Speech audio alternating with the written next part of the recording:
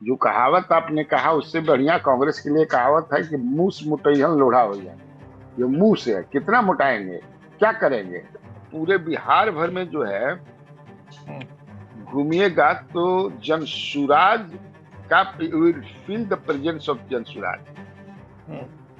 हाँ हाँ, ये बात नहीं है। जेडीयू की तरफ से दबाव बनाया जा रहा है कि भाई मुख्यमंत्री नीतीश कुमार ही होंगे चुनाव जीतने के बाद। अगर if NDA is voted to power तो नीतीश कुमार ही होंगे, ऐसा आप लोग बोलिए। तो बोलना शुरू कर दिया। आज भी नित्यानंद राय ने आज ही कह दिया, अभी तक नहीं बोलते रहे। लेकिन मुझे तो ये जानना है कि अगर यही चीज इसी तरीके की टाल मटोल से, मुझे याद है मल्लिकार्जुन खड़गे के चुनाव से पहले हो रहा था, तो भारतीय जनता पार्टी के नेता उस पर सबसे ज्यादा सवाल करते थे। नहीं चुन पा रहे अध्यक्ष, नहीं चुन पा रहे अध्यक्ष, क्या गांधी परिवार से बाहर का अध्यक्ष होगा, क्या होगा क्या होगा।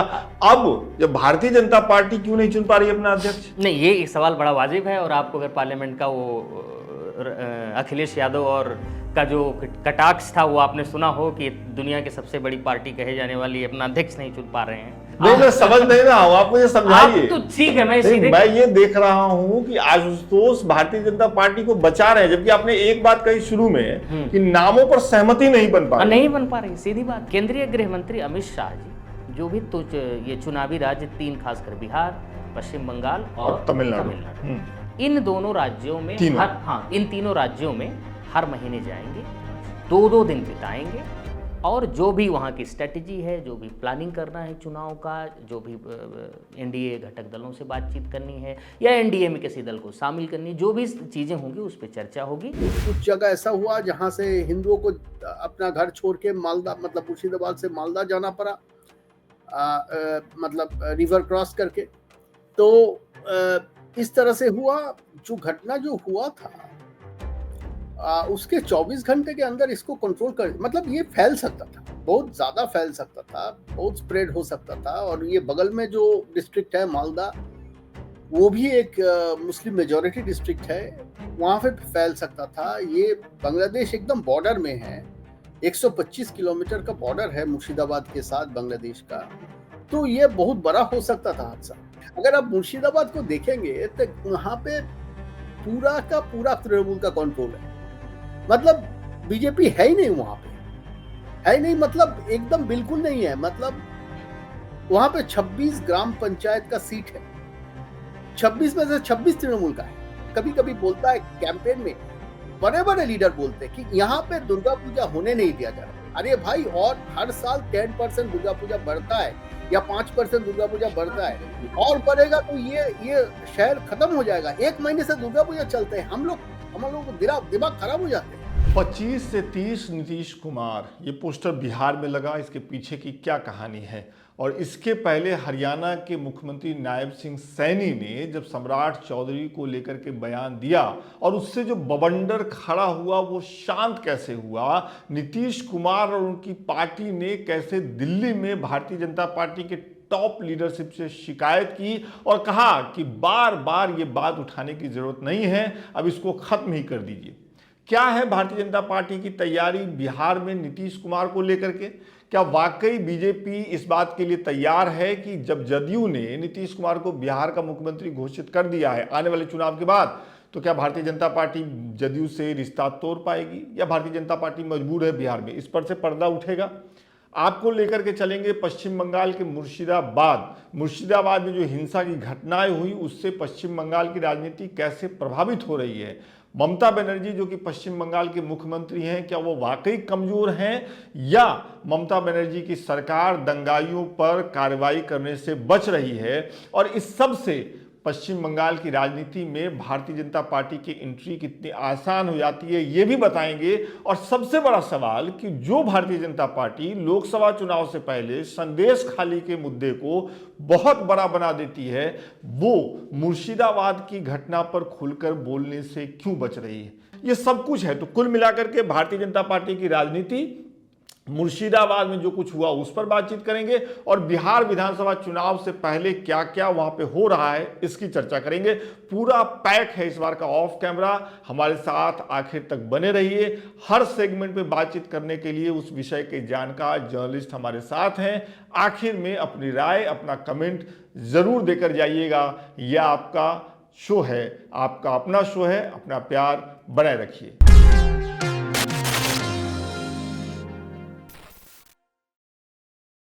सर नमस्कार। नमस्कार नमस्कार। सबसे पहले तो मुझे यही जानना था कि आज जब हम लोग बातचीत कर रहे हैं उसके पहले बिहार में पोस्टर लग गया है नीतीश कुमार जी के नाम का। क्या तैयारी है जदयू की इस पोस्टर के मार्फत? कल ही तो लग गई पोस्टर ना, 25 से 30 फिर से नीतीश, तो लग गई है कल ही से। क्योंकि स्ट्रेटजी जो भाजपा की है उसको नायब सिंह सैनी ने लीक कर दिया ना। वो जो कार्यक्रम था 3-4 दिन पहले गुरुग्राम में, जहां सम्राट चौधरी भी गए थे और उपेंद्र कुशवाहा भी थे, तो उन्होंने कह दिया कि बिहार का चुनाव जो है अगला सम्राट चौधरी के नेतृत्व में होगा। वही से बात बिगड़ गई। और वैसे तो रणनीति यही है था इन लोगों का, अभी भी है। वो एकदम उसको रूल आउट नहीं किया जा सकता कि खत्म हो गया वो, कि नीतीश के नेतृत्व में चुनाव लड़ा जाए लेकिन सीएम जो है वो भाजपा का बने। ये उन लोगों का चल रहा है, लेकिन अब तो वो लीक हो गया। अब जेडीयू की तरफ से दबाव बनाया जा रहा है कि भाई मुख्यमंत्री नीतीश कुमार ही होंगे चुनाव जीतने के बाद। अगर if NDA is voted to power तो नीतीश कुमार ही होंगे, ऐसा आप लोग बोलिए। तो बोलना शुरू कर दिया। आज भी नित्यानंद राय ने आज ही कह दिया, अभी तक नहीं बोलते थे। तो केवल नेतृत्व, इनके नेतृत्व में चुनाव होगा इतना ही बोला जाता था बीजेपी की तरफ से। जब से आज तक के कार्यक्रम में अमित शाह ने जो कहा, नहीं आज तक का कार्यक्रम था बहुत पहले, 4-5 महीना पहले, उसमें अमित शाह ने कहा था ना, वहीं से शुरू हुई थी ना कि नीतीश के नेतृत्व में चुनाव होगा। फिर सवाल था कि उसके बाद मुख्यमंत्री वही होंगे तो नहीं, हम लोग बैठ करके चुनेंगे। इसके बाद मामला तो अब जो है सफाई आनी शुरू हो गई और पोस्टर भी लगने लगे। लेकिन सर सवाल यहाँ ये बनता है कि नीतीश कुमार की तबीयत क्या वाकई आप मानते हैं इस लायक कि उनको अभी मुख्यमंत्री के पद पे रहना चाहिए? जिस तरह के वीडियोज आ रहे हैं, आप तो उनको ज्यादा करीब से जानते हैं, आपने लंबे समय तक नीतीश कुमार की राजनीतिक यात्रा भी देखी है, तो क्या वाकई अब वो मुख्यमंत्री पद पे रहने चाहिए बिहार के, या फिर किसी और को बनना चाहिए? हमारे चाहने न चाहने से क्या होता है? अगर जो सबसे बड़ा दल है, बिहार का सबसे अभी बड़ा दल है in terms of MLA MLC, BJP है, जिसके 84 एमएलए हैं अभी आज की तिथि में। वो चाहती है कि वही रहे। अगर बिहार उनके पास 15-16% नीतीश कुमार के पास वोट है, तो स्वास्थ्य तो ये सही बात है कि उनका स्वास्थ्य अलाउ नहीं करता है कि he should continue in the politics. लेकिन अब वो हैं तो हैं, और उनके पास वोट है, उसके पास लोग हैं, तो अब क्या करिएगा? ये अब समझिए कि मजबूरी है तो रखना ही पड़ेगा। मैं नीतीश कुमार को आप जितना जानते हैं, मैंने तो किताबों से पढ़ा है। एक चर्चा और चल रही इस बीच में कि उनके बेटे को राजनीति में लाया जा सकता है, निशांत राजनीति में आ सकते हैं। आप ज्यादा बेहतर बताएंगे कि इस तरह की चर्चा में कितनी सच्चाई है। लेकिन मैं आपसे ये पूछना चाहता हूं कि अगर ऐसा हुआ तो नीतीश कुमार जो परिवारवाद के खिलाफ हमला बोलते रहे हैं अपनी रैलियों में, या नीतीश कुमार के पक्ष में जो एक बात जाती रही है कि वो अपने परिवार को दूर रखा उन्होंने आखिर तक, क्या वो जो एक प्लस पॉइंट था नीतीश कुमार के पक्ष में, वो खत्म नहीं हो जाता है ऐसी चर्चा से, उनके बेटा के लॉन्च होने से? अब इस सब की परवाह कौन करता है? कुर्सी के लिए राजनीति हो रही है। अब ये मान ले कि क्या करेंगे नीतीश कुमार? एक तरफ आपने कहा कि स्वास्थ्य उनका ठीक नहीं है, ये तो बात आप कह रहे हैं ना, या सब लोग जानते भी हैं। तो अगर पुत्र आ भी गया तो क्या हो जाएगा? नीतीश कुमार अब ये कि छवि के लिए कोई राजनीति, हमारी छवि बनी रहे से क्या? प्रधानमंत्री नरेंद्र मोदी तो भोपाल के रैली में अजीत पवार के बारे में क्या क्या नहीं कहा था। और दूसरे ही दिन अजीत पवार अभी डिप्टी चीफ मिनिस्टर हैं। इसी तरह के कई उदाहरण हैं। तो ये कोई मतलब नहीं है, मतलब है कि how to continue in the power. और विरासत अगर जो है वो, चूंकि पुत्र को लाना मजबूरी भी है, मजबूरी यह है कि फिर जनता दल यू बचेगी नहीं। सेकेंड लाइन तो नीतीश कुमार ने तय किया नहीं है, बनाया नहीं है कि हमारे बाद ये होंगे, हमारे बाद ये होंगे। तो अच्छा, परिवार के लोग जब पार्टी, कोई भी पार्टी हो, उसका नेतृत्व करने लगते हैं तो उसमें झगड़ा या टूटने की संभावना कम होती है और चलती भी है। कोई भी देश में जितनी भी पार्टियां हैं, खासतौर से रीजनल पार्टी जो है, देख लीजिए, चाहे मायावती जी की पार्टी हो, वो भी तो अपना कर ही रही, कभी कराते हैं, कभी आप वेस्ट बंगाल देख लीजिए, आप तमिलनाडु देख लीजिए, तेलंगाना देख, जहां भी देखिए, बिहार में ही देख लीजिए, रामविलास जी की पार्टी हो, जीतन राम मांझी की पार्टी हो, लालू जी की पार्टी हो, तो क्या है, लालू प्रसाद यादव, नीतीश कुमार ने तो जीतन राम मांझी को बनाया था। जीतन राम मांझी क्या शुरू कर रही है? हेमंत सोरेन ने भी तो चंपई सोरेन को बनाया था, क्या कर दिए? तो इसीलिए पार्टी को बचाना है तो पुत्र को लाना है, और पुत्र आ भी रहे हैं। आ रहे हैं, ये पक्की जानकारी है? हाँ, आ रहे हैं, नहीं आने का कहां से कब बात है। तक? अब ये तो हो सकता है चुनाव लड़ जाए हरनौत से, या हो सकता है चुनाव नहीं लड़े, उनको राज्यसभा में भेज दिया जाए, विधान परिषद में ला करके मंत्री उत्री बना दिया जाए, लेकिन आ तो रहे हैं वो। अच्छा, एक एक सवाल ये है कि अभी जब हम लोग बातचीत कर रहे हैं उसके पहले बिहार को लेकर के सी वोटर का एक सर्वे आया है, जिसमें एक मोटी बात जो निकल करके आई है वो ये कि तेजस्वी को ज्यादा लोग सीएम देखना चाहते हैं बनिस्पत नीतीश। आप जमीन पे क्या महसूस कर रहे हैं? क्या वाकई जैसे पिछले विधानसभा चुनाव में ही आरजेडी को लेकर के बहुत हवा थी, ऐसा लग रहा था कि तेजस्वी मुख्यमंत्री बनने जा रहे हैं, लेकिन वो नहीं हो पाया। इस बार आपको क्या लग रहा है, क्या वाकई बिहार में अब तेजस्वी के लिए ग्राउंड तैयार हो गई है, जो सर्वे में कहा जा रहा है वो सही है, या आप जैसे जो अनुभवी लोग हैं वो हकीकत को कहीं और देख रहे हैं? नहीं, तेजस्वी यादव का दूसरा जो सी वोटर का आया, उसमें तो 5%, उनके 6% कम हो गया। 41% पहले वाला में था, इस बार तो 35% पर अटैक है। और नीतीश कुमार सेकंड नंबर पर थे तो वो थर्ड नंबर पर चले आए, प्रशांत किशोर सेकंड नंबर पर चले आए। देखिए, मुख्यमंत्री लोगों जो उन्होंने सर्वे किया है, कराया है, उसमें मुख्यमंत्री के लिए द बेस्ट कौन है फेस, तो उसमें तेजस्वी यादव को मानते हैं वो लोग, और सेकंड में अभी प्रशांत किशोर को मानने लगे, नीतीश कुमार को। लेकिन उसी सर्वे में ये भी है कि जितने लोगों का किया है उन्होंने, कि नीतीश कुमार के काम से 65% लोग संतुष्ट हैं। उसमें ये भी है, आपने ये पढ़ा होगा जी। तो अब आप इससे समझ सकते हैं। देखिए, तेजस्वी यादव पिछले बार केवल एनडीए से इनको 12,000 वोट कम आया था, मात्र 12,000 वोट तक, जिससे ये पिछड़ गए थे। लेकिन अभी लड़ाई, अगर जो अभी जो लड़ाई है, उस लड़ाई में मुझे नहीं लगता है कि तेजस्वी यादव का अपर हैंड है।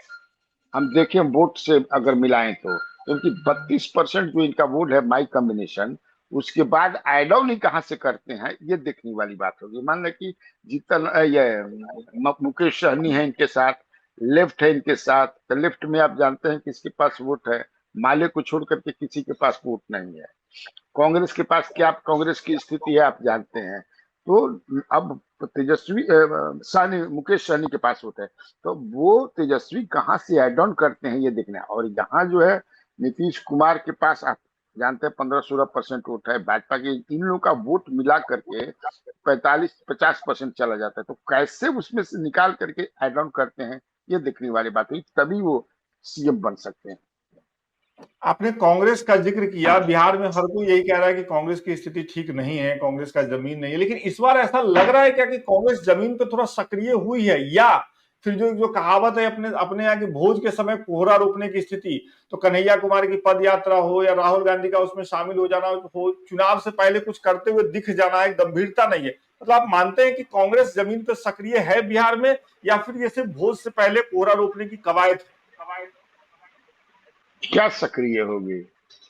जो कहावत आपने कहा उससे बढ़िया कांग्रेस के लिए कहावत है कि मूस मुटैहन लोढ़ा हो जाए। ये मुंह से है, कितना मुटाएंगे? क्या करेंगे? ये मृत प्राय है। कांग्रेस है क्या यहाँ पर? कांग्रेस तो एक पूंछ की तरह है लालू प्रसाद यादव की। लालू प्रसाद यादव जी इधर जाएंगे पूंछ की तरह डोलते रहे। पिछले 30 साल में 95 के बाद जो है कांग्रेस तो समाप्त हो गई। इतना झगड़ा, इतना आपस में कंट्राडिक्शन, नेतृत्व असफल, दिल्ली जो है बहुत ज्यादा ध्यान नहीं दिया, सीरियस नहीं रहा बिहार के बारे में। बिहार में जो नेता रहे उन्होंने पार्टी नहीं बढ़ाया, अपने को बहुत मजबूत कर दिया, हर तरह से मजबूत किया, लेकिन पार्टी को उन्होंने मजबूत नहीं किया। तो आज जो स्थिति है, अब आपको लगता है कि जो रीजनल पार्टी है खासतौर से आरजेडी उनको मजबूत होने देगी? जहां भी कांग्रेस, उत्तर प्रदेश में अखिलेश यादव उनको मजबूत होने देंगे?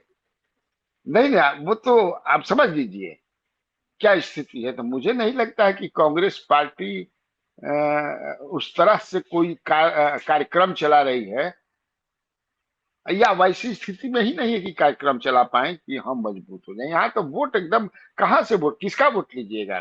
कांग्रेस का जो पहले था क्या, ब्राह्मण, दलित और मुसलमान, ये था, इसी पर उसका बेस था। ब्राह्मण चले गए आज की तिथि में, अपर कास्ट चले गए बीजेपी के साथ, हाँ, मुसलमान यहाँ बिहार में लालू प्रसाद के साथ जुट गए जो 17-17.5% है। दलित में सब बांट लेते हैं।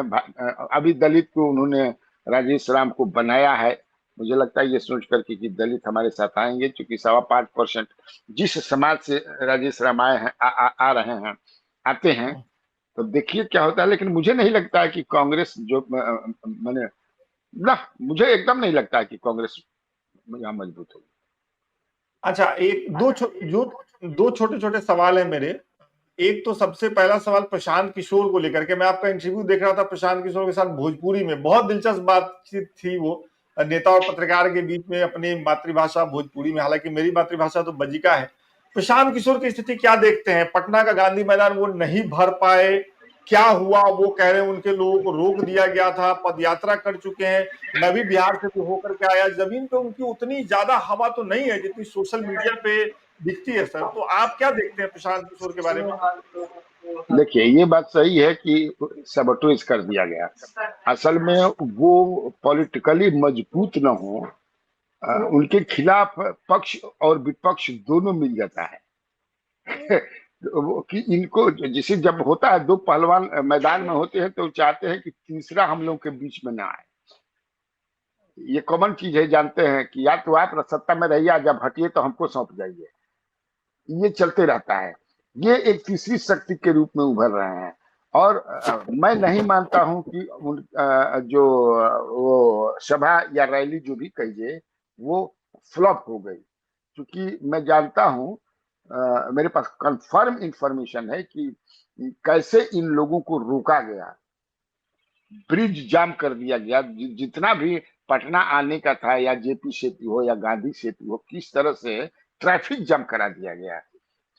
सैकड़ों जो है, हजारों मैं कहता हूँ, गाड़ियां जो हैं रुक गई, जिसमें लोग आ रहे थे, जो पहुंच गए थे दिन में पहुंच गए। लेकिन असल में इनका जो था कार्यक्रम वो 2 बजे से था, तो रोक दिया गया।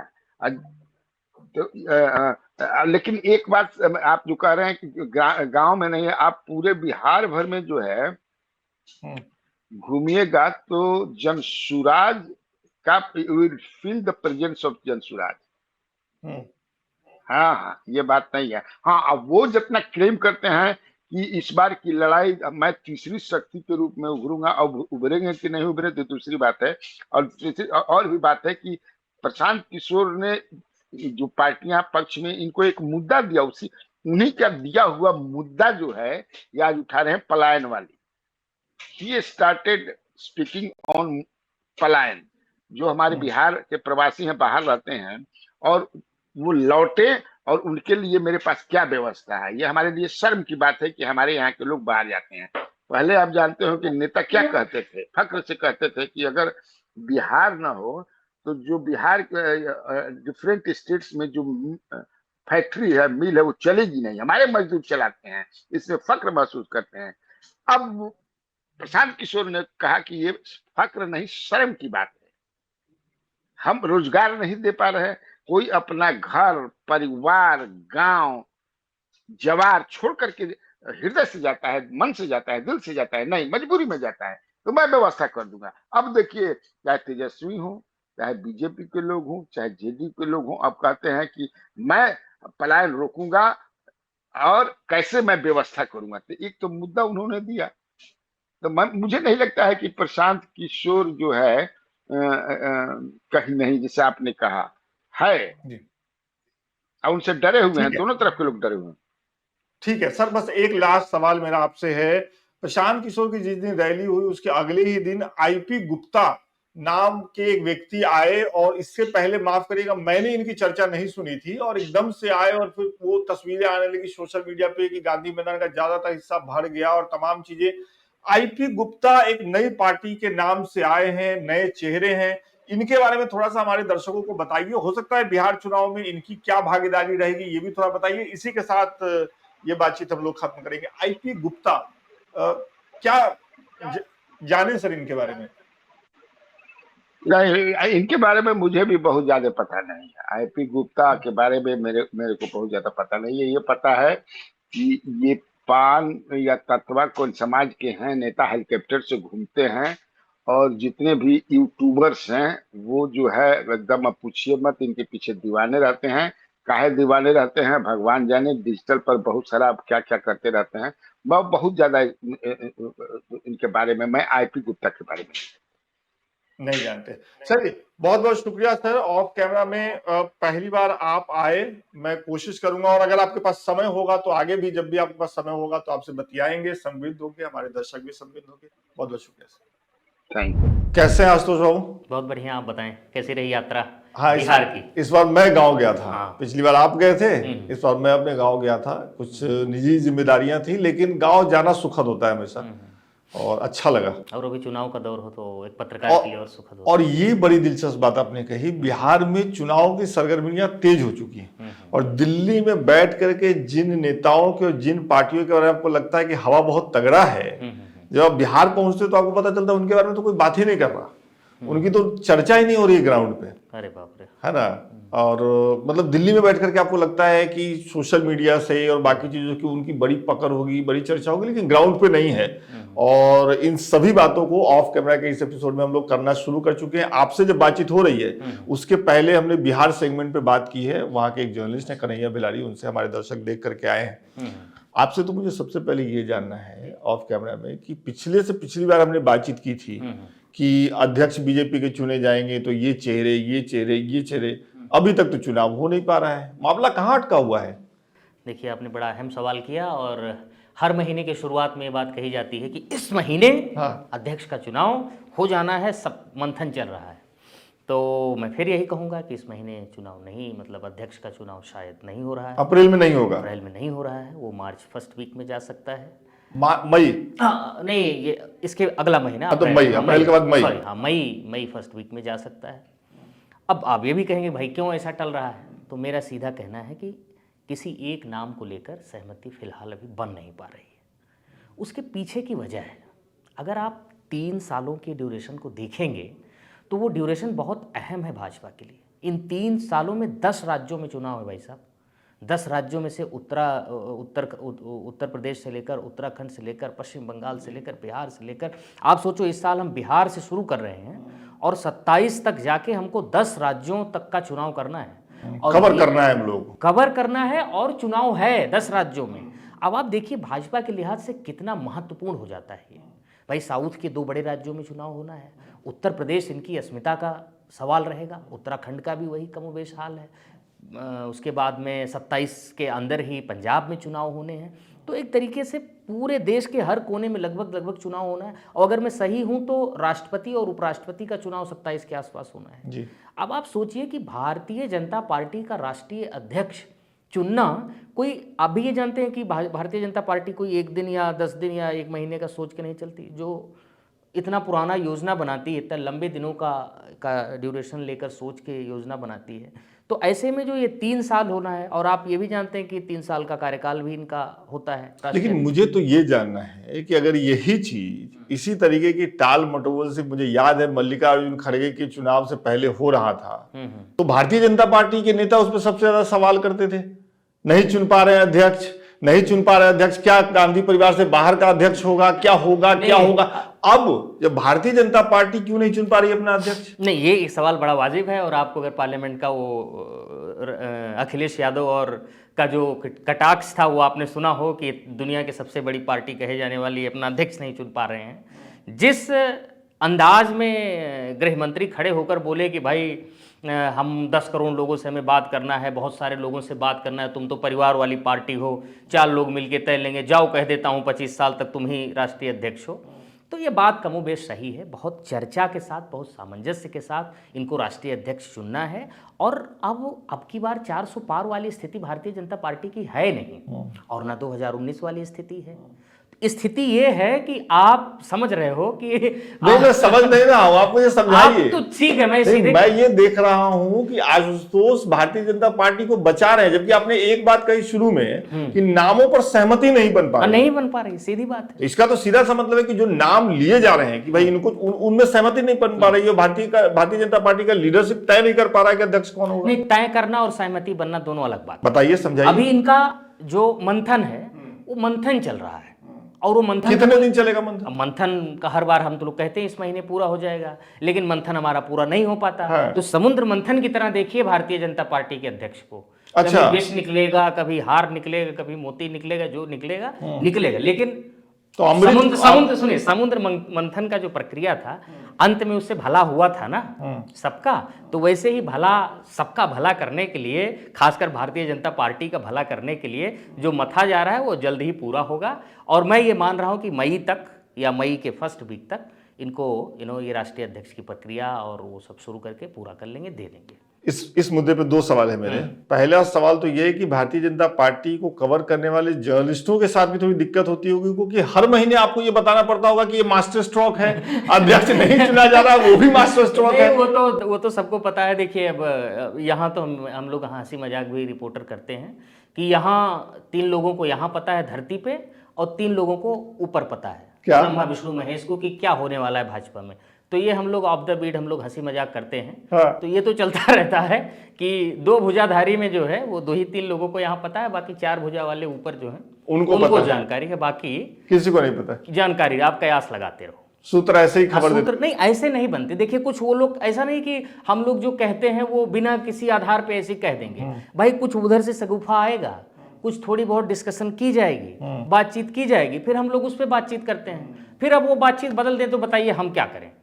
जैसे अगर मान लीजिए हमसे कोई पदाधिकारी कहता नहीं कि हमारी तैयारी पूरी हो गई है और हम लोग जो है प्रक्रिया जल्दी शुरू करने वाले हैं और संभवतः इस महीने तक कर लेंगे, तो भाई हमसे तो जो व्यक्ति कह रहा है हम उसी आधार पे कुछ लिखेंगे, पढ़ेंगे। लेकिन अब नहीं करते, उसमें हम लोगों क्या दोष है बताइए? नहीं, दोष आपका नहीं है। मैं तो कहीं ये भी पढ़ रहा था कि 2 राज्य हैं, उत्तर प्रदेश और गुजरात, और यहाँ के अध्यक्ष नहीं चुने जा रहे हैं। बड़े वेबसाइट में मैं पढ़ रहा था, बड़ी तेज खबरें वहां चलती हैं, वहां पढ़ रहा था कि बिहार, उत्तर प्रदेश और गुजरात के अध्यक्ष नहीं चुन पा रही है पार्टी, वो चुनाव जो है टल रहा है, इसीलिए राष्ट्रीय अध्यक्ष का चुनाव टल रहा है। देखिए, दोनों राज्य काफ़ी महत्वपूर्ण है, उत्तर प्रदेश भी और गुजरात भी। जिस तरीके से गुजरात में कांग्रेस खासकर पैर जमाने की कोशिश कर रही है, और उत्तर प्रदेश जिस तरीके से इनके स्ट्रेटेजिकली बहुत महत्वपूर्ण है, तो जाहिर सी बात है दोनों राज्यों का है। लेकिन ऐसा नहीं है कि इन दोनों राज्यों के नाते नहीं चुना जा रहा है, ये ऐसी कोई बात नहीं है। राष्ट्रीय अध्यक्ष चुनने की दूसरी प्रक्रियाएं भी हैं। ऐसा सिर्फ नहीं है कि 50% राज्यों में हो जाएगा तभी चुनाव हो पाएगा। दूसरी प्रक्रिया भी उनके संविधान में है जो कर सकते हैं, जो उनकी राष्ट्रीय कार्यकारिणी है। लेकिन ऐसा नहीं है 2 राज्यों के नाते। कुल मिला के राष्ट्रीय अध्यक्ष एक बहुत बड़ा मुद्दा है इनके लिए। 27 तक में 10 राज्यों में चुनाव में इनको जाना है। इसलिए संघ, भाजपा और जो भी इनके संगठन हैं, सब सहमत होकर जब एक स्टेज या एक नाम पर आ जाएंगे तो उसे राष्ट्रीय अध्यक्ष चुना जाएगा। वीटो वाला समय नहीं है जो आप कह रहे थे कि आप ऐसे क्यों कह रहे हैं। अब की बार 400 पार वाली स्थिति नहीं है। अगर आप 400 पार की स्थिति वाले फेज में फिलहाल नहीं हो तो आपको सबकी सहमति, सबका सहयोग और स्नेह आवश्यक है। आप ये कह रहे हैं कि भारतीय जनता पार्टी में एक तरफा फैसले लेने का दौर अभी फिलहाल नहीं है, जो था? बिल्कुल, आप कह सकते हैं ऐसा, 100% कह सकते हैं। जिस तरीके से नड्डा जी के बयान के बाद चीज़ें बदली हैं और जिस तरीके की चर्चा उठी है, भारतीय जनता पार्टी कम से कम ये नहीं चाहती कि आगे जाकर कोई इस तरीके का बवाल खड़ा हो। अध्यक्ष बनाना है तो सबके सहमति से ही बनेगा, जिसके लिए चिंतन मंथन जिस स्तर पे होना चाहिए उस स्तर पे चल रहा है। जो हम लोगों को सूचना है वो नेक्स्ट मंथ फर्स्ट वीक तक हो सकता है आपको।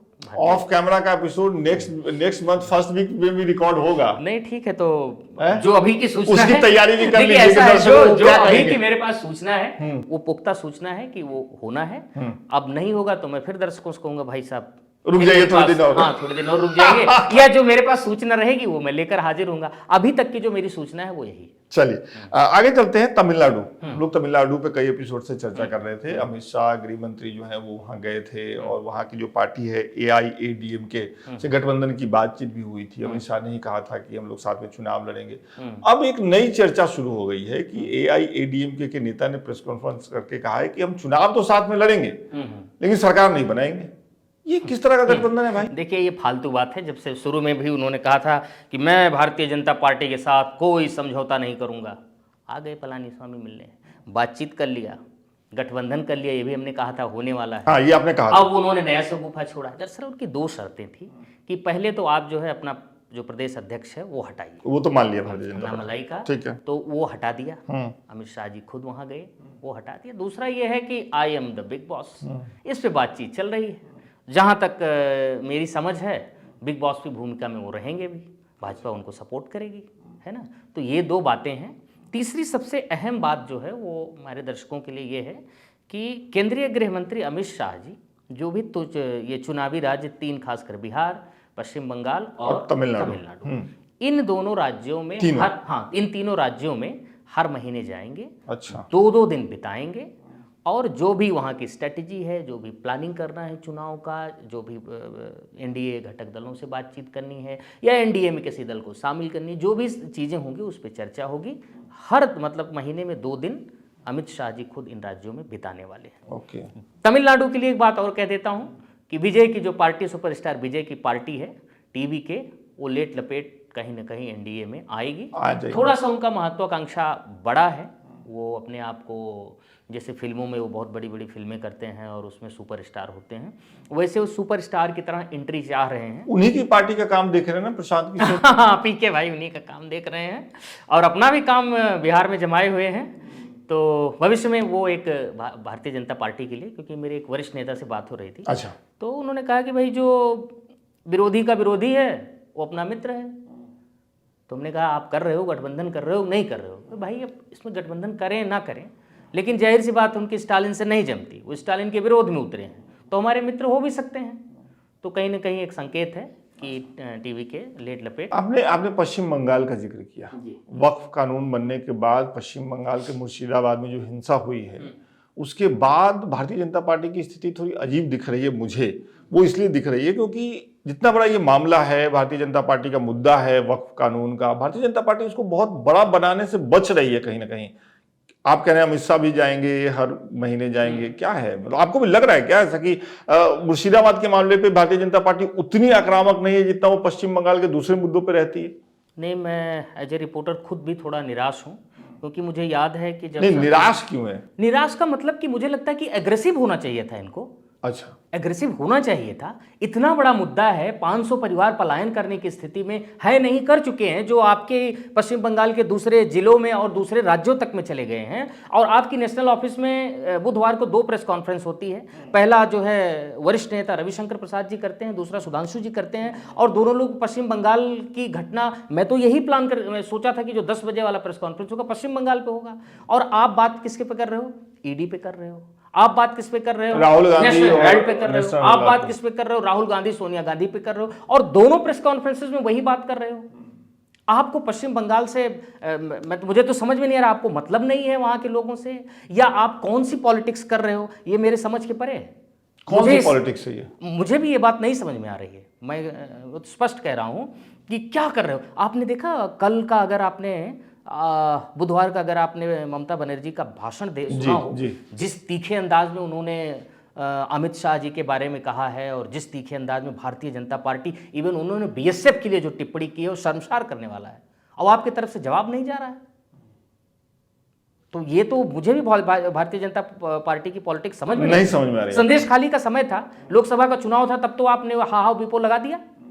उस समय स्मृति ईरानी जी आई और भारतीय जनता पार्टी के मुख्यालय में ऐसे लगा कि क्या हो गया है, देश दुनिया के सारे कैमरे, और लगा कोई बहुत बड़ा काम होने वाला है। आए दिन उस पर प्रेस कॉन्फ्रेंसेज होती थी। लेकिन आपने जो ये कहा ना कि थोड़ा ये मैं कहूँ, सच कहूँ तो मेरे समझ में फिलहाल इनकी पॉलिटिक्स। तो क्या ये भी हो सकता है कि संदेश खाली को पार्टी ने जैसे बड़ा बनाया, लेकिन कुछ ही दिन में उसकी हवा निकल गई उस पूरे मामले की, तो इससे भी ये जो एक कहावत है ना कि दूध का जला छाछ भी फूंक फूंक करके पीता है, मुझे लगता है कि ये बांग्लादेश से समर्थित हुआ तो ये भारतीय जनता पार्टी के साख का विषय है। चुनाव सर पे है, 1 साल कोई बहुत बड़ा वक्त नहीं होता, और जिन परिवारों ने पलायन किया है उनके वीडियोस भी आ रहे हैं, उनके और तमाम ऑडियो और तमाम फोटोज आ रहे हैं, दुखद करने वाले हैं। इनका जो पश्चिम बंगाल इकाई है, जाहिर सी बात हो अच्छा कर रहा है, लेकिन राष्ट्रीय स्तर पे जो बातें कर रहे हैं। अब एक बात बताइए, आपको अचानक जो है ईडी, राहुल गांधी, और मैं खाली जो है भारतीय जनता पार्टी की बात नहीं कर रहा हूं, जो सक्रियता कांग्रेस को भी वहां दिखानी चाहिए मुझे नहीं दिख रही है। आपके नेता को अगर जेल होने की स्थिति आती है या ईडी कार्रवाई करती है तो उस पर आप देशव्यापी आंदोलन कर सकते हो, लेकिन आप जो है पश्चिम बंगाल पे आप भी नहीं बोल रहे हो। तो ये दोनों राष्ट्रीय पार्टियों का रुख मुझे बिल्कुल समझ में नहीं आ रहा पश्चिम बंगाल पे। दिलचस्प है ये, और ये नजरिया भी अपने आप में दिलचस्प है। हम भी इसी लाइन पे सोच रहे थे, लेकिन जिस तरीके से आप बता रहे हैं कि दोनों राष्ट्रीय पार्टियों का मुर्शिदाबाद के मामले में या वहां से जितने भी पलायन हुए, जो भी संख्या है, उस पे इनका कड़ा रुख नहीं है, तो ये अपने आप में एक अलग कहानी कहता है। ये मेरे समझ के परे है, पर समझ के परे, राष्ट्रीय स्तर पे आप बात नहीं कर रहे, लेकिन इसको समझ के आइएगा अगले एपिसोड में। नहीं, मैं समझने को नहीं, वो डिकोड हो जाएगा, बस आप एक हफ्ते। आप बोलेंगे नहीं? मैं बोलूंगा, एक हफ्ते अभी रुकिए। बोलेंगे ना? बिल्कुल बोलूंगा। ठीक है, इस कहानी को डिकोड करिए। डिकोड होगा कि इनका चल क्या रहा है पश्चिम बंगाल को लेकर। जैसे इसी महीने जो मुझे सूचना थी, वो 15-16 तारीख में गृह मंत्री का दौरा वहां होना था, उसके बाद में 30 और 1 में बिहार का दौरा होना था, ऐसा योजना था, लेकिन गृह मंत्री का दौरा फिलहाल मुझे लगता है कैंसिल है। अभी मुझे कोई सूचना नहीं इस महीने जा रहे हैं कि नहीं पश्चिम बंगाल, तो एक हफ्ता नहीं लगेगा ये मामला डिकोड होने में, और मैं ही आकर बताऊंगा कि क्या वजह है। चल जरूर बताइएगा।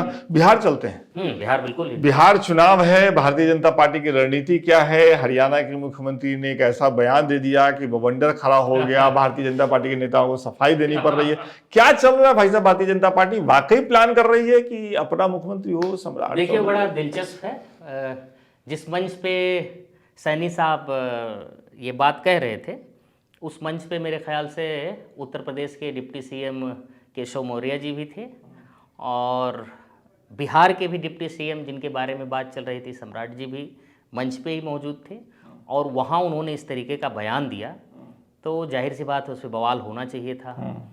उस समय तो लोग कहने से भी बच रहे थे, लेकिन जिस तरीके से तेजस्वी के लोगों ने इस बात को पकड़ा और वहाँ भुनाना शुरू किया, तो उससे तुरंत खलबली मची, जेडीयू में भी बची, आरजेडी में बची, और वो खलबली इतनी तेज हुई कि दिल्ली तक भी आई।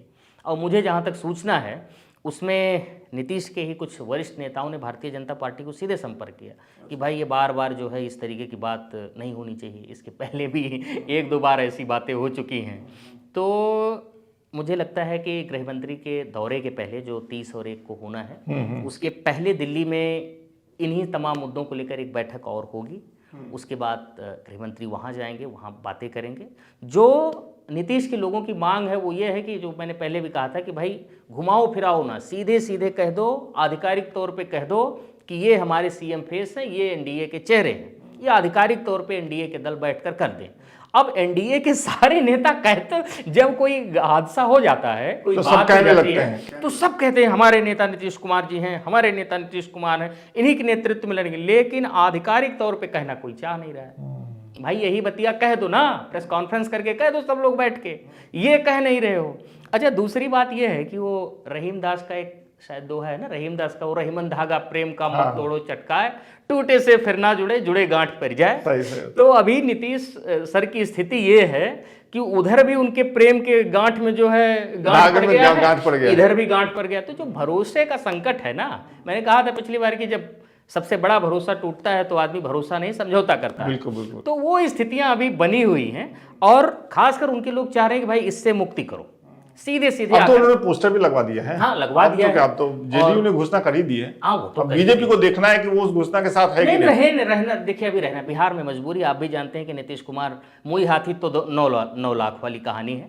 मुझे लगता है, लेकिन ये मुझे बड़ी अजीब स्थिति लगती है।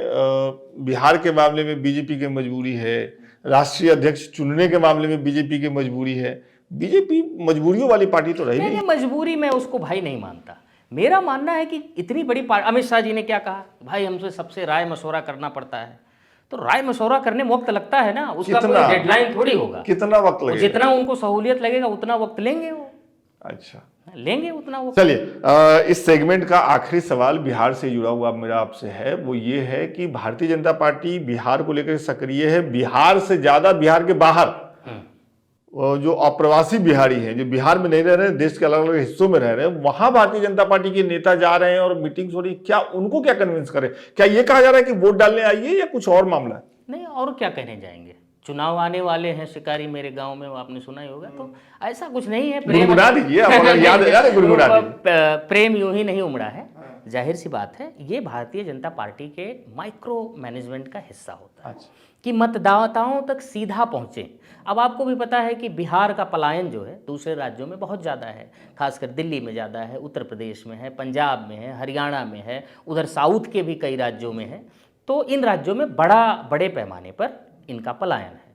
इनकी खास बात यह है कि ज़्यादातर लोग वहाँ के वासी ना होकर उनका जो मताधिकार का प्रयोग है वो बिहार में करते हैं, है ना। उस क्लास में ज़्यादातर आप देखेंगे कि लेबर क्लास भी है, या जो काम की तलाश में दूसरे स्टेट में आई है वो है।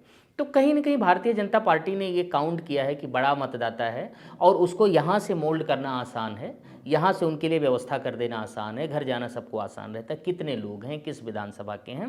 तो ये बहुत माइक्रो स्तर पे काम चल रहा है। हर विधानसभा के कितने कितने कैसे कैसे लोग हैं, एक नेटवर्क बनाने की कोशिश हो रही है और मतदाताओं तक सीधे पहुंचने की कोशिश हो रही है। और मुझे लगता है अभी चुनाव में वक्त है और इसका बड़ा इम्पैक्ट आप चुनाव के दौरान देखेंगे। इन मतदाताओं तक सीधे भारतीय जनता पार्टी पहुंचेगी और इसका लाभ आपको बिहार में दिखेगा। इन लोगों का इस पार्टी के हिस्से में इसका लाभ आएगा, आप ये कह रहे हैं? डेफिनेटली आएगा। चलिए, बहुत बहुत शुक्रिया।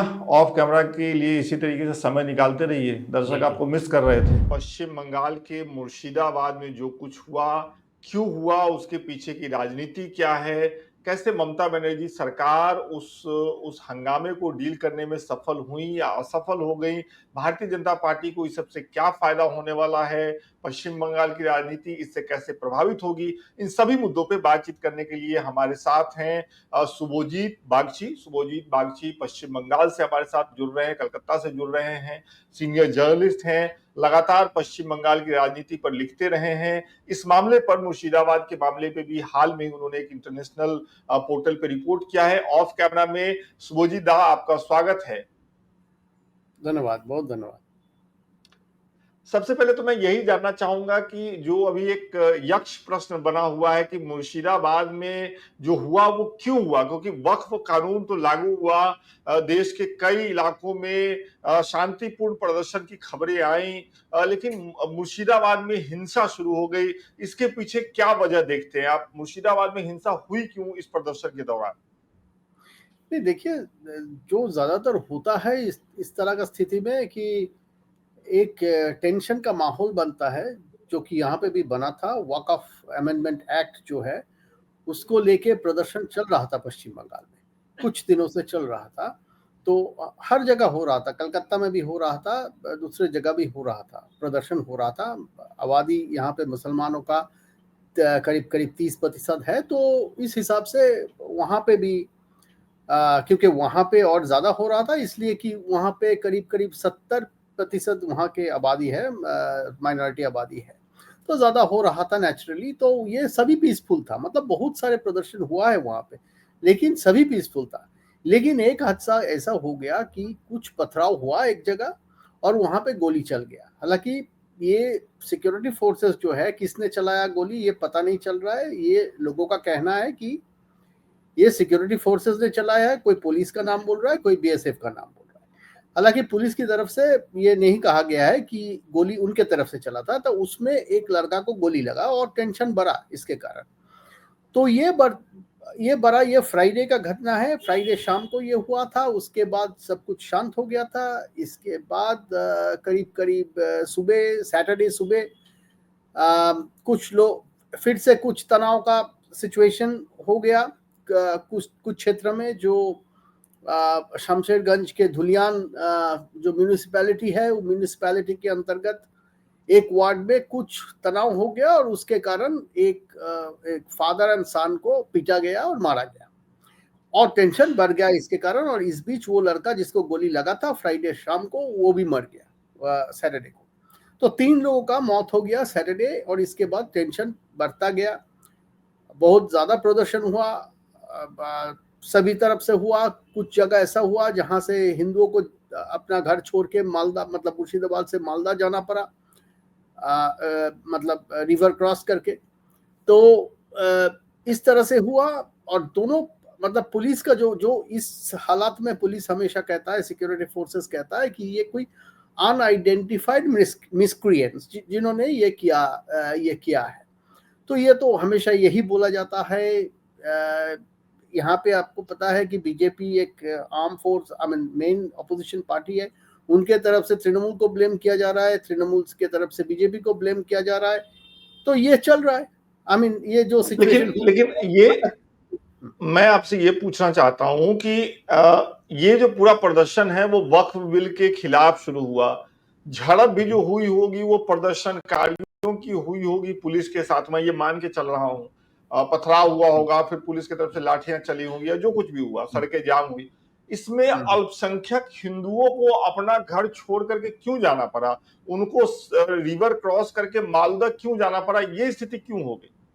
ये स्थिति, इनका कहना है कि वहां पे बहुत ज्यादा टेंशन था, उनके ऊपर प्रेशर आ रहा था और उनको घर छोड़ने के लिए कहा गया था। तो ये घर छोड़ के उधर जो सेफ जगह है वहां पे चला गया।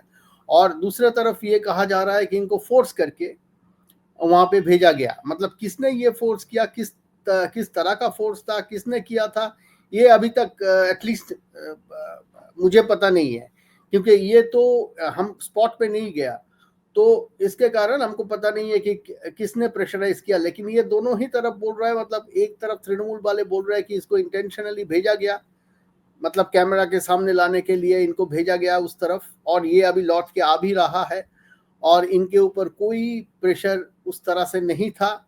इनको बीजेपी ने भेजा है और बीजेपी का कहना है कि इनका घर तोड़ दिया गया, जो कि घर तोड़ा भी गया है। बहुत सारे गाड़ी में भी आग लगाया गया है, प्रॉपर्टी दोनों तरफ के नुकसान हुआ है। हिंदुओं का भी दुकान तोड़ा गया, मुसलमानों के भी तरह तोड़ा गया है। तो ये अभी आपस में चल रहा है, मतलब इन्होंने ये कहा, उन्होंने वो कहा, ये चल रहा है। इन्वेस्टिगेशन शुरू हुआ है, पता नहीं, ये सब इन्वेस्टिगेशन का नतीजा कभी सामने आता नहीं है और आता नहीं है। दुखद यही सिचुएशन है। मतलब जो इन्वेस्टिगेट, मतलब हमने देखा भी है ऐसा कि जब इस तरह का एक रायट सिचुएशन हो जाता है तो पता नहीं चल पाता है, मतलब एग्जैक्टली किसने शुरू किया, क्यों शुरू किया, कैसे शुरू किया, इसका पॉलिटिकल इम्प्लीकेशंस क्या है, क्यों वहां पे इसका कौन इसका फायदा लेना चाहता था, ये बोलना बहुत मुश्किल हो जाता है।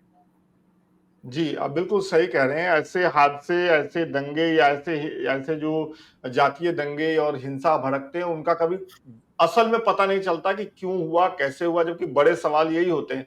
एक मेरा ये सवाल है आपसे कि एक आरोप लग रहा है पश्चिम बंगाल की मुख्यमंत्री ममता बनर्जी पर, और वो आरोप ये लगता है कि वो अपने राज्य के अल्पसंख्यकों को खुश करने के चक्कर में जो लोग हिंसा फैला रहे हैं, जो लोग हिंदुओं का घर जला रहे हैं या उनको पलायन होने पे विवश कर रहे हैं, उनके खिलाफ कड़े कदम नहीं ले रही है। यह आरोप लग रहा है, विपक्ष की तरफ से यह आरोप लगाया जा रहा है ममता बनर्जी पर।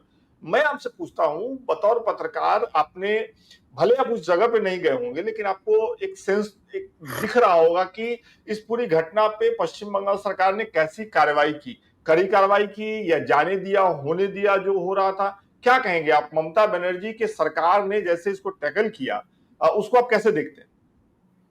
नहीं, देखिए, ये तो जो घटना जो हुआ था उसके 24 घंटे के अंदर इसको कंट्रोल कर, मतलब ये फैल सकता था, बहुत ज्यादा फैल सकता था, बहुत स्प्रेड हो सकता था। और ये बगल में जो डिस्ट्रिक्ट है मालदा, वो भी एक मुस्लिम मेजॉरिटी डिस्ट्रिक्ट है, वहां पे फैल सकता था। ये बांग्लादेश एकदम बॉर्डर में है 125 किलोमीटर का बॉर्डर है मुर्शिदाबाद के साथ बांग्लादेश का, तो ये बहुत बड़ा हो सकता था हादसा, लेकिन ये इसको तो कंट्रोल कर लिया गया है और कोई डेथ नहीं हुआ। कुछ लोग इंजर्ड हुए, लेकिन वो फ्राइडे और सैटरडे में ही हुए। उसके बाद संडे से सेंट्रल फोर्सेस भी था, पुलिस, स्टेट पुलिस फोर्सेस भी था, तो इसको कंट्रोल कर लिया गया है।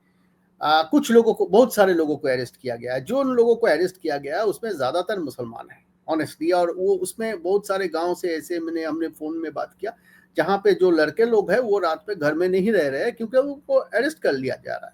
तो ये तो एक बात है कि मुझे ऐसा नहीं लगता कि एडमिनिस्ट्रेशन इसको बहुत लाइटली लिया है, लेकिन लाइटली लेता तो अभी मतलब वहां पे 50, 60, 70, 80 लोग मर चुके होते। ये सिचुएशन इतना वोलाटाइल था।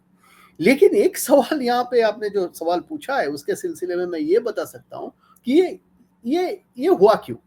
क्योंकि अगर आप मुर्शिदाबाद को देखेंगे तो वहां पे पूरा का पूरा तृणमूल का कंट्रोल है। मतलब बीजेपी है ही नहीं वहां पे, है नहीं, मतलब एकदम बिल्कुल नहीं है। मतलब वहां पे 26 ग्राम पंचायत का सीट है, 26 में से 26 तृणमूल का है। वहां पे 8 म्यूनिसिपैलिटी है, उसमें 7 तृणमूल का है और एक एडमिनिस्ट्रेटर है जहां पे इलेक्शन नहीं हुआ है, वो भी तृणमूल का एमएलए। वहां पे 22 एमएलए है जिसमें 20 तृणमूल का है। वहां पे 3 एमपी है, वो भी तृणमूल का है, तीनों के तीन। मतलब 98-99% कंट्रोल तृणमूल का है इलेक्टोरली। तो जहां पे every tyre of governance, her layer पे गवर्नेंस का हर लेयर पे, मतलब वो लोकसभा से लेके पंचायत समिति, पंचायत, ग्राम पंचायत, मतलब 250 ग्राम पंचायत है, शायद 230, 235 तृणमूल का है। मतलब overwhelming control of Trinamool, politically अगर आप कहेंगे, इलेक्टोरली अगर आप कहेंगे, तो टोटल तृणमूल के कंट्रोल में। तो अगर ब्लेम किसी को, देखिए अगर कोई भी स्टेट में अगर दंगा फसाद हो जाए तो किसके लिए हुआ है ये दूसरा बात है। पहला ब्लेम तो चीफ मिनिस्टर या रूलिंग पार्टी के ऊपर जाएगा। अब कुछ नहीं कर सकते, वो कहीं भी हो, यूपी में हो, गुजरात में हो, कहीं भी हो, वो तो ब्लेम तो रूलिंग पार्टी के ऊपर जाएगा। तो यहाँ पे रूलिंग पार्टी सिर्फ नहीं है, मुर्शिदाबाद डिस्ट्रिक्ट में हमने जो कहा करीब करीब 100% कंट्रोल, 100% कंट्रोल तृणमूल कांग्रेस का है। तो इस हालात में अगर कोई हो जाए जैसा हुआ यहाँ पे, तो इसका ब्लेम तो लेना पड़ेगा। का ब्लेम लेना पड़ेगा। मेरा सवाल एक ये भी है कि राजनीति जब भी इस तरह की घटनाएं होती हैं, और खासतौर पे पश्चिम बंगाल में हम देख रहे हैं कि लंबे समय से भारतीय जनता पार्टी ऐसा लगता है कि एक दरवाजे को तोड़ने की कोशिश कर रही है जिससे वो राज्य में दाखिल हो सके। हालांकि लोकसभा चुनाव में जो नतीजे आए वो एक अलग चीज है। तो एक कहानी ये भी चलती है कि राज्य में जितना हिंदू मुस्लिम होगा, ये नैरेशन चलता है, मैं आपसे सही गलत पूछ रहा हूं, कि एक नैरेशन चलता है कि पश्चिम बंगाल में जितना हिंदू मुस्लिम होगा, जितना हिंदू मुस्लिम के बीच में टकराव होंगी, जितनी ऐसी खबरें आएंगी, उतना भारतीय जनता पार्टी को भी फायदा होगा और टीएमसी को भी फायदा होगा। आप क्या समझते हैं, इसके पीछे राजनीति भी है क्या, राजनीतिक फायदे भी हैं क्या इस तरह के हिंसा के पीछे? देखिए, मुझे लगता है कि आपने जो कहा है वो सही है, और वो यहाँ पे जो और एक मतलब उसको सीट नहीं मिलता है या वोट भी कम है, लेकिन ये इंपॉर्टेंट पार्टी है सीपीआईएम, जो कि रूलिंग पार्टी था बहुत सालों से। तो उनका भी ये कहना है कि ये पोलराइजेशन जो होता है, इस हिसाब से इलेक्शन में दोनों को फायदा होता है। मुझे लगता है कि इसमें बीजेपी का फायदा ज्यादा होता है, क्योंकि अगर आप 2019 का इलेक्शन देखेंगे, और वो बहुत इंपॉर्टेंट इलेक्शन है क्योंकि वो पहला इलेक्शन ऐसा था जिसमें मतलब एक जो मतलब 2014 में बीजेपी पावर में सेंटर में आया, 2016 का उसके बाद एक स्टेट इलेक्शन हुआ, उसमें ज्यादा बीजेपी का कुछ ग्रोथ हुआ उसमें। लेकिन 19 का जो लोकसभा इलेक्शन हुआ, वहां पे प्राइम मिनिस्टर ने बहुत ज्यादा कैंपेन किया, और एक माहौल ऐसा था कि लगता है कि बीजेपी अभी जो 42 लोकसभा सीट्स है उसमें से ज्यादा सीट, करीब 25 या 30 सीट बीजेपी ले जाएगा। और बीजेपी का परफॉर्मेंस भी बहुत अच्छा रहा, मतलब वो 30 तो नहीं कर पाया, लेकिन 18 तक चला गया था, मतलब ऑलमोस्ट 50-50 कर दिया था उस इलेक्शन में, और बहुत अच्छा परसेंटेज ऑफ वोट भी था। तो ये क्यों हुआ? ये इसलिए हुआ था कि उस इलेक्शन में 2000, अगर आप देखेंगे 2014 का लोकसभा इलेक्शन से, जहां पे हिंदू वोट बीजेपी को 21% मिला था, और बीजेपी को पश्चिम बंगाल में हिंदू वोट करीब 25-30% के आसपास ही मिलता रहा। वहां से 21% से 2014 में जंप करके वो 2019 में 57 हो गया था, मतलब 36% जंप हुआ था हिंदू वोट का। मैं वोट का नहीं बात कर रहा हूँ, हिंदू वोट का कंसोलिडेशन का बात कर रहा हूँ। हिंदू वोट का कंसोलिडेशन हो गया था, बहुत बुरी तरह से हो गया था। और जब ये हिंदू वोट कंसोलिडेशन हो गया था, तब ये नहीं लग रहा था कि ये सिर्फ मुसलमान वोट जो है 25, 26, 27% जो मुसलमान वोट है उससे तृणमूल वो लोकसभा इलेक्शन निकल पाएगा। लेकिन मतलब बहुत, और उसके बाद सिचुएशन ऐसा हो गया था कि सबने मान लिया कि 21 में हार जाएगा तृणमूल कांग्रेस, और तृणमूल भी इतना प्रेशर में था कि उनको ये प्रशांत किशोर को, जो कि ममता बनर्जी लाना पड़ा, रेजिस्ट करता रहा कि प्रशांत किशोर को वो आने के लिए वो तैयार नहीं थे, लेकिन फिर भी उनको लाना पड़ा क्योंकि उनको लगा कि अभी हार जाएंगे 21 पे। और प्रशांत किशोर के कारण हो या पार्टी ने कुछ रेक्टिफिकेशन किया उसके कारण, जो भी हो, 21 में तृणमूल कांग्रेस ने अच्छा परफॉर्म किया। लेकिन और हिंदू वोट कंसोलिडेशन उतना होने नहीं दिया, जो कि 50 के नीचे चला गया। लेकिन वो जो हिंदू वोट कंसोलिडेशन हुआ 57%, और इसका बहुत सारा कारण था, और वो पोलराइजेशन हो गया था। तो ये पोलराइजेशन अगर ज्यादा होता, अगर ये मुर्शिदाबाद जैसा इश्यूज, अभी 1 साल इलेक्शन का बाकी है, अगर इस तरह का इंसिडेंट और भी होगा तो पोलराइजेशन ज्यादा होगा। और पोलराइजेशन अगर बहुत ज्यादा होगा जैसा 19 पे हुआ था, तब तृणमूल का तो बहुत प्रॉब्लम होगा, मतलब इसमें कोई डाउट नहीं है। और ये एक, मान लीजिए कि ये बीजेपी का भी यही एक मकसद रहेगा कि ये पोलराइजेशन किसी भी तरह से, जिस तरह से वो कर पाए वो करेंगे, करने का कोशिश करेंगे। तो ये एक बहुत बड़ा इशू है, मुझे लगता है यही सबसे बड़ा इशू है जिसके ऊपर निर्भर करता है कि 2026 का इलेक्शन का नतीजा क्या होगा। आप बहुत सही तरीके से बता रहे हैं। मुझे उम्मीद है हमारे जो दर्शक देख रहे हैं उनके सामने बिल्कुल एक नई तस्वीर खुल रही है पश्चिम बंगाल की राजनीति को लेकर के, मुर्शिदाबाद को सामने रख करके। एक आखिरी सवाल मेरा आपसे है, और मुझे पता है कि आपके पास समय कम है, आपने ऑफ कैमरा में समय निकाला, इसके लिए ही मैं आपका आभारी हूं। आखिरी सवाल मेरा आपसे ये है इस सेगमेंट पर कि पश्चिम बंगाल की राजनीति, भारतीय जनता पार्टी की एंट्री, ममता बनर्जी किसी भी तरीके से भारतीय जनता पार्टी को उसमें रोकने की कोशिश कर रही हैं, इस सब के बीच जो आम लोग हैं, जैसे चाय की पटरी पे, मानता हूं मैं भी बिहार से हूं तो लोग मिलते होंगे, आपस में बैठते होंगे अखबार पढ़ने के लिए, आप लोग भी लोगों से मिलते होंगे, तो क्या सेंस आता है इस पूरी पॉलिटिकल उठापटक को लेकर के, लोगों के मन में क्या बात चल रही है? मतलब मैं कुल मिलाकर पूछूं तो ममता बनर्जी भी लंबे समय से पश्चिम बंगाल में शासन कर रही है, तो ममता बनर्जी का अपना ग्राफ कैसा है पश्चिम बंगाल में बतौर मुख्यमंत्री? नहीं, देखिए, एक जनरल एंटी इनकम्बेंसी जिसे हम कहते हैं, मतलब एक हवा जो रूलिंग पार्टी के खिलाफ, वो तो होता है। और अगर कोई पार्टी 15 साल पावर में रहेगा तो उसके खिलाफ 15-16 साल पावर में रहेगा, तो उसके खिलाफ एक नेचुरल एंटी इनकम्बेंसी जो है वो तो डेमोक्रेसी में रहेगा, किसी भी देश पे होता है। हमारे स्टेट में भी, बहुत सारे स्टेट्स में भी हमने देख चुके हैं, इंडिया में भी देख चुके हैं। तो वो तो है, एक जनरल एंटी इनकम्बेंसी है। तृणमूल, और जैसा होता है हर स्टेट में, कुछ मैल गवर्नेंस होते हैं, बहुत ज्यादा होते हैं, करप्शन होते हैं, तो इसके कारण लोगों को लगता है कि ये मतलब तृणमूल कांग्रेस को अभी जाना चाहिए। लेकिन जब वो बोलते हैं ये कि ये इनको जाना चाहिए, तो दूसरा सवाल आता है, तो इसके जगह कौन आएगा? जो कि एक, मान लीजिए कि अगर आप राष्ट्रीय स्तर पर देखेंगे तो यही सवाल है। बहुत सारे लोग बोलते हैं नहीं, बीजेपी को अभी जाना चाहिए, कितना दिन हो गया और कितना दिन मोदी जी रहेंगे, बहुत तो काम किया, अब किसी और पार्टी को देखना चाहिए। लेकिन सवाल ये आता है कि कौन आएगा, कौन? ये सवाल बहुत बड़ा सवाल है, जो बीजेपी वाले भी पूछते हैं कि आएगा कौन। तो यहाँ पे भी ये सवाल होता है कि आएगा कौन। तो जब लोग बोलते हैं क्यों बीजेपी आएगा, तब यहाँ पे लोगों का मन में बीजेपी को लेके एक शंका है, और वो शंका को लेके बीजेपी कितना काम किया मुझे पता नहीं है, लेकिन करना चाहिए मुझे लगता है। वो शंका ये है कि, क्या शंका है? शंका ये है कि देखिए, दो शंका है यहाँ पे। एक शंका ये है कि देखिए, यहाँ पे इस स्टेट में मुसलमान का आबादी करीब 1/3 है, हमने जो कहा।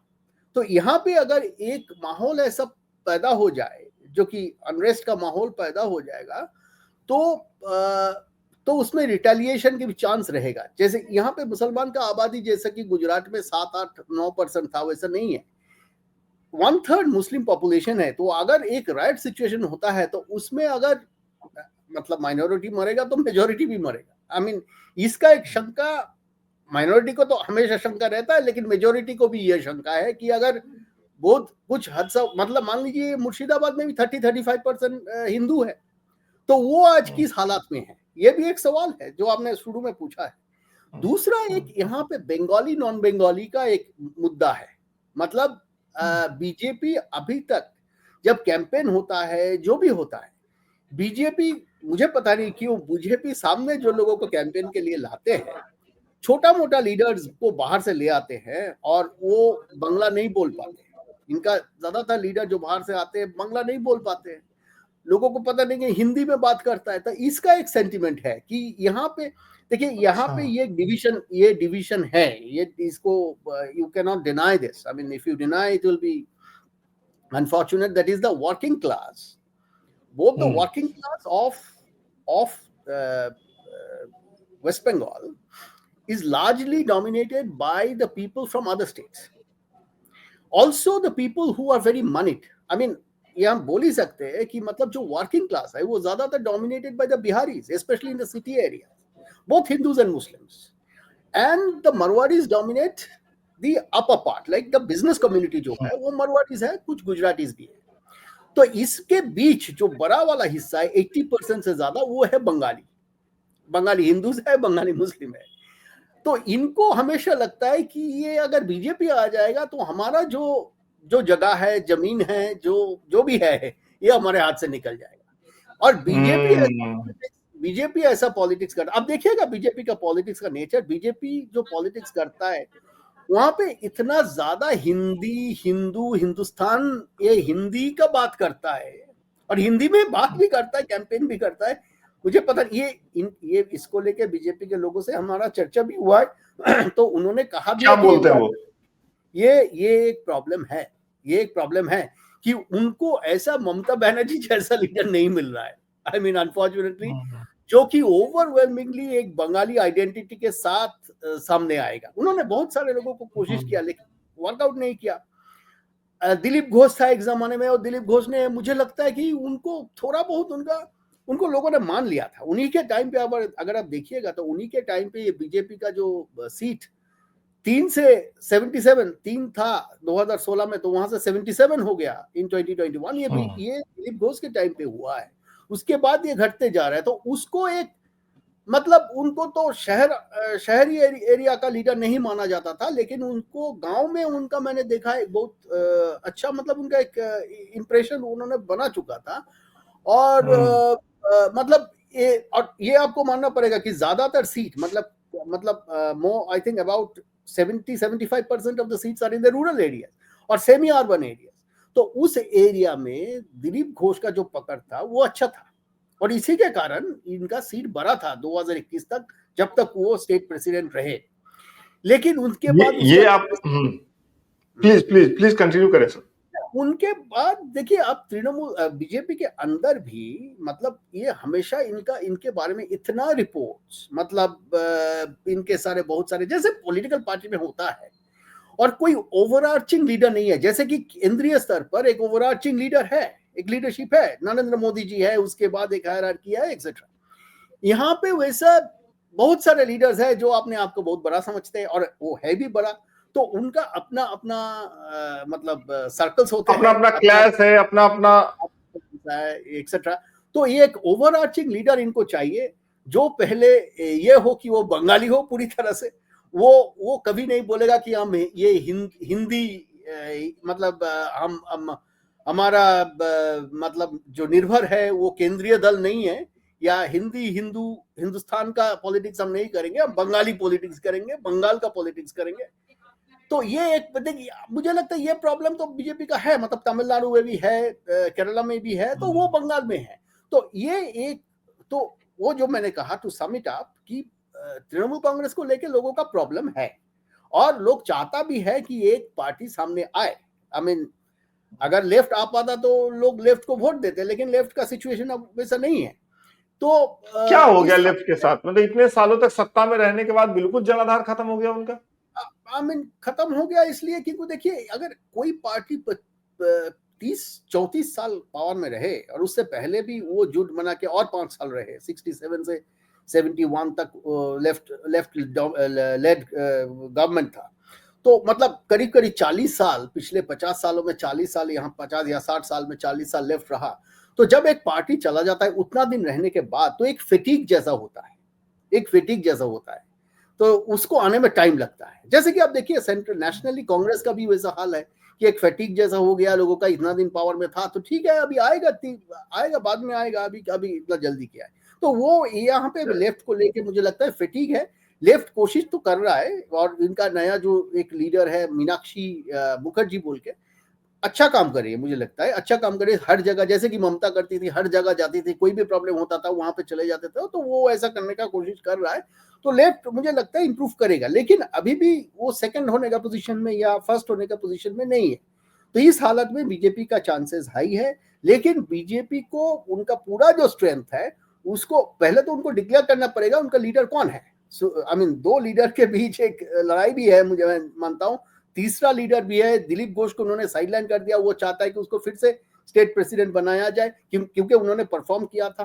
तो एक कंफ्यूजन का माहौल है, जैसे कि आपने देखेंगे कि इंडिया जोट पे, इंडिया अलायंस में भी एक कंफ्यूजन का माहौल है। जब कंफ्यूज हो जाते हैं लोग तो वो रूलिंग पार्टी को ही वोट देते हैं, तो उसी के कारण रूलिंग पार्टी को वोट दिया जा रहा है। और शायद एक फैक्टर और भी है कि ममता एज अ लीडर अभी भी वो बाकी लोगों से आगे है, और इसका एक बहुत अहम मुद्दा यह है, अहम कारण यह है कि वो मतलब उनका जो प्रो पोर कुछ स्कीम्स जो है, करीब 70-80 ऐसा स्कीम्स है जहां पे डायरेक्ट कैश ट्रांसफर होता है, तो इसका भी बहुत बड़ा असर है बंगाल के पॉलिटिक्स के ऊपर।